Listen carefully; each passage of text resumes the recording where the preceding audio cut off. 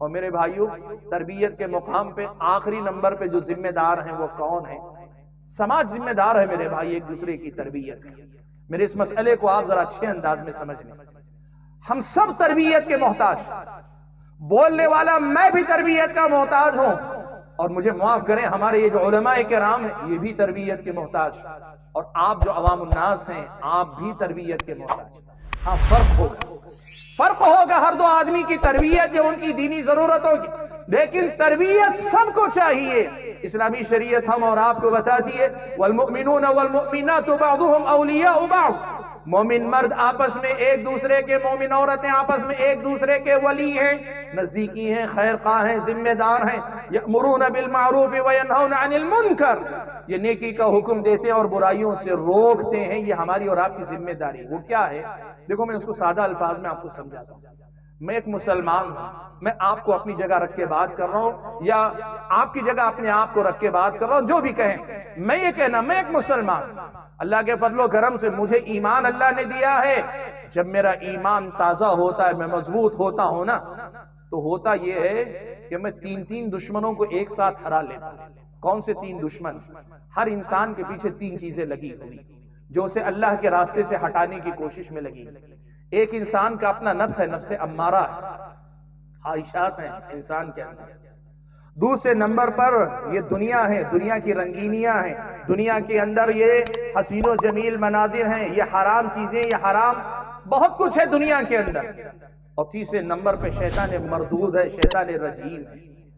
میں آپ کو بتاؤں، میں جب اللہ کی راہ پہ چلنا چاہتا ہوں، کبھی میرا نفس اپنی طرف کھینچتا ہے، کبھی دنیا اپنی طرف کھینچتی ہے، کبھی شیطان ان دونوں کے ساتھ مل کر کہیں بھی ادھر ادھر کرنا چاہتا ہے۔ جس وقت میرا ایمان تازہ رہتا ہے نا، میں تین لوگوں کو آسانی سے پچھاڑ لیتا ہوں، نفس کو بھی ہرا دیتا ہوں، دنیا کو بھی ٹھکرا دیتا ہوں، اور شیطان کو بھی للکار لیتا ہوں اور اللہ کی بندگی کر لے جاتا ہوں۔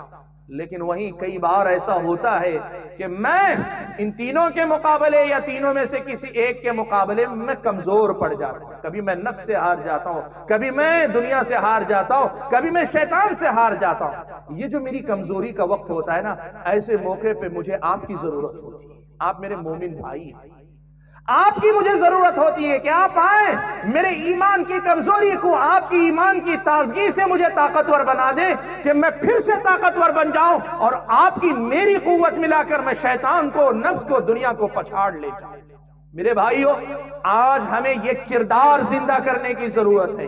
ہمارے اپنے نفوس کی تربیت میں قوم و ملت کا، سماج کا، معاشرے کا، سوسائٹی کا، اپنے مسلم بھائیوں کا، اپنے بہنوں کا یہ کردار زندہ کرنے کی ضرورت ہے۔ آپ کو معلوم ہے اللہ کے نبی صلی اللہ علیہ وسلم نے یہ بات کیسے سمجھائی؟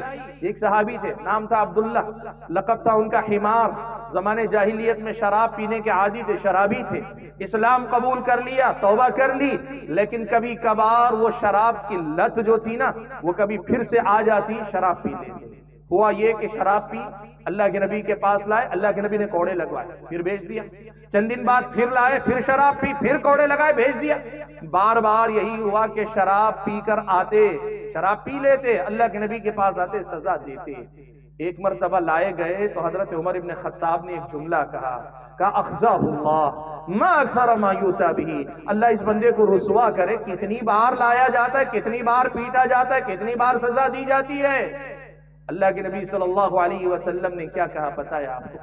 اللہ کے نبی صلی اللہ علیہ وسلم نے کہا لا تعینوا الشیطان علی اخیکم، یہ تمہارے بھائی پر شیطان مسلط ہوتا ہے، ایسے موقع پہ تم اسے رسوائی کی دعا بددعا دے کر تم بھائی کی مدد نہیں کر رہے ہو، شیطان کی مدد کر رہے ہو۔ اپنے بھائی کے مقابلے میں شیطان کے مددگار بن مرو۔ اور اس کے بعد اللہ کے نبی نے کہا ما علم، جو میں جانتا ہوں نا اس بندے کے بارے میں، شرابی کے بارے میں، اللہ کے نبی نے کہا انہ یحب اللہ ورسولہ، یہ اللہ اور اس کے رسول سے محبت کرنے والا ہے۔ وہ گنہگار بھی ہے لیکن اللہ اور اس کے رسول سے محبت کرنے والا۔